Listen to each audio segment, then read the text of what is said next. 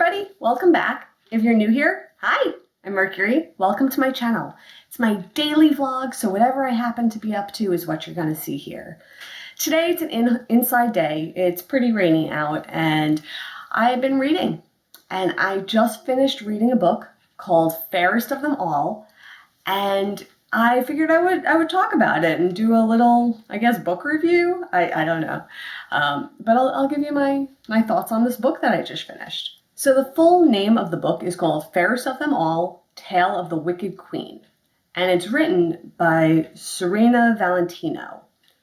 And let me show you what the covers look like. So this is it on the Kindle. So it's the Evil Queen. And then it's also her in the old lady version of herself. So let me put that down.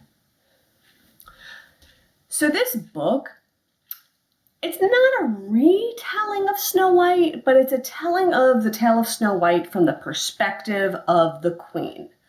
And it starts before the tale of Snow White. It starts when the queen is a young girl.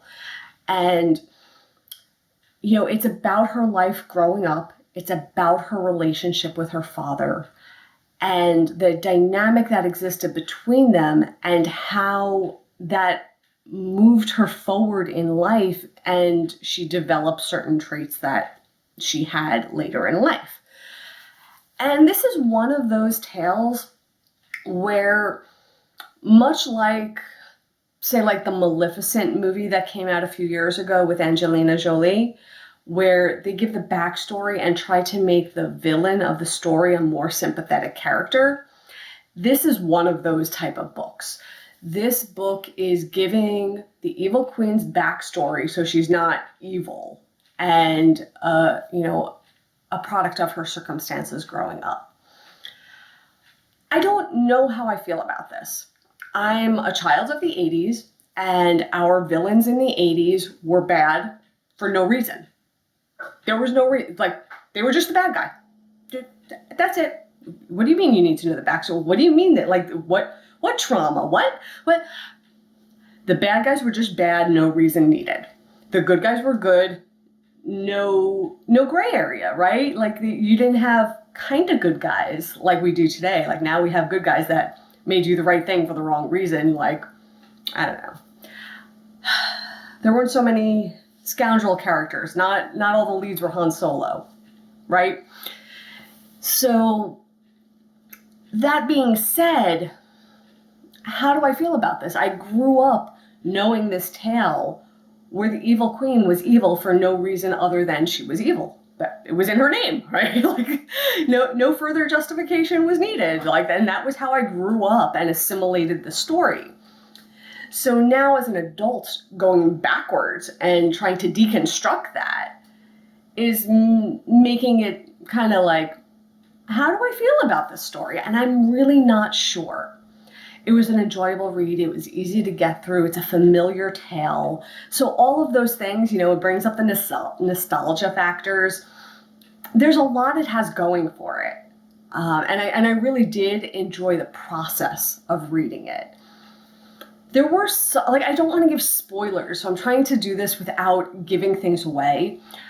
But there was an addition of characters that I really didn't feel were necessary. And I think that ties directly into what I was saying before about, like, the bad guys can just be bad. The addition of certain characters became sort of like the devil whispering in her ear, right? And like, because of these characters, it pushed her further over the edge. Like, there may have been redemption for her if not for, you know, these other characters being brought in.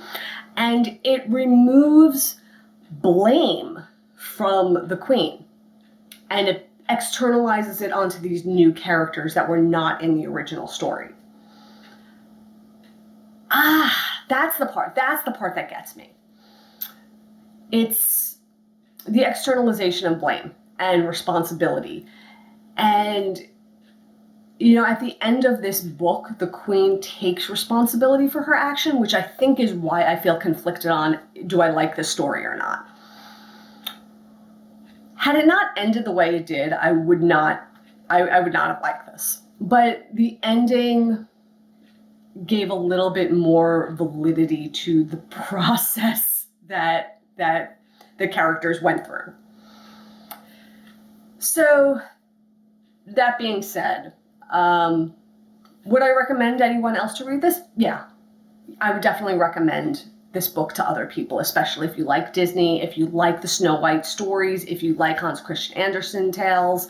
Like, if you're a fan of anything in that genre, if you liked Wicked and the idea of expanding upon a universe and expanding on the villain of the story, those type of books and stories, yes, you would like this book, and yes, I would recommend it to you.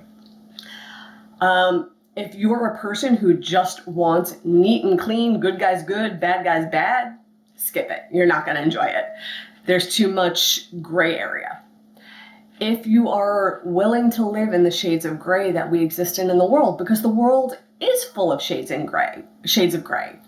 So, I think that's also a difference of, Snow White was like the first full-length motion picture by the Walt Disney Company.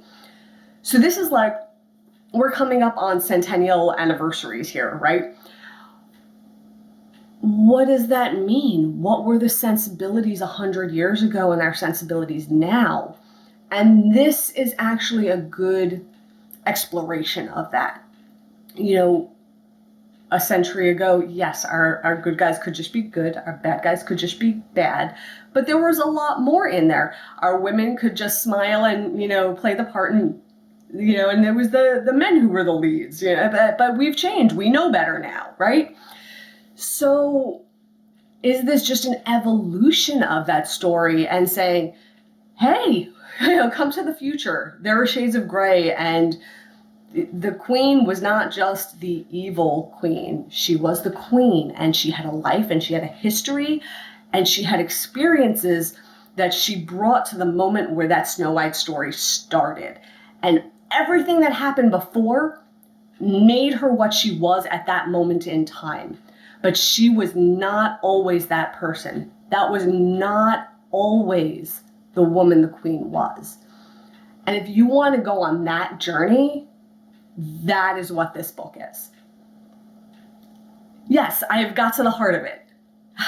Heart, no pun intended. If you recall from the original story, the huntsman is sent to kill Snow White by removing her heart and bringing the heart back to the queen. So the heart of the story, right? But yeah, if you would like to hear a modern telling of an old tale from another perspective and point of view, that is what this book is. So I was able to get this book on Amazon Prime. It's available other places as well. And like I said, if you enjoy this genre of literature, I would give it a read. It's an easy read, it's entertaining, and gives a new perspective on things. So that's what I got to say about Fairest of Them All. So if you do read this book, or if you have already read it, drop me a message in the comments and let me know what you think of it also. And if you have similar feelings that I've had, or if you totally disagree with me, that's cool too. I'm just curious what other people thought of this book. So with that, I am going to head out, and I will see everybody tomorrow. And until then, stay inspired by everyone. Take care.